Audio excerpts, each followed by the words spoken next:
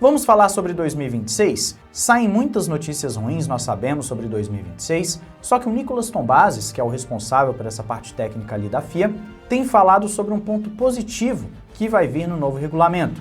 Ele fala que as críticas de pilotos e chefes estão relacionadas a versões anteriores desse regulamento, e sim, esse regulamento já sofreu algumas alterações nos últimos meses. Então, quando você pega o regulamento que está atualmente sendo disponibilizado para as equipes, que é o que a gente vai ter efetivamente em 2026, as críticas já são muito mais brandas, os pilotos já não estão tão incomodados assim com os carros de 2026, principalmente porque esses carros vão ter menos aderência, são carros menos grudados no chão, carros que vão ser um pouquinho mais difíceis de pilotar e os pilotos, obviamente, querem carros mais fáceis de pilotar sempre. Inclusive, algumas curvas, como a Copse, talvez até a Rouge ou a 130R, que são curvas em que eles fazem hoje em dia de pé embaixo, né?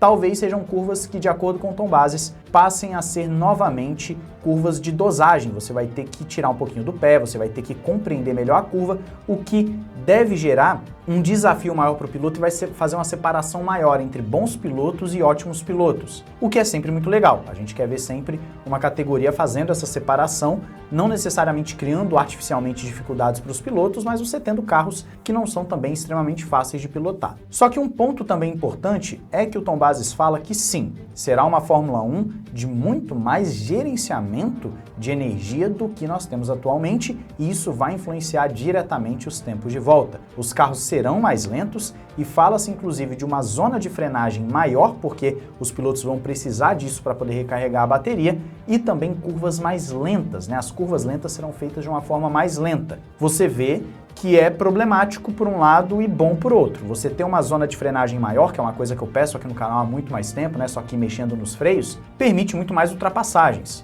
Isso é legal. Você, se está freando assim nas 50 metros agora, você vai frear a 100. Isso é legal, você permite mais movimentos de ultrapassagem. Por outro lado, a gente sabe que isso está acontecendo por uma questão da bateria.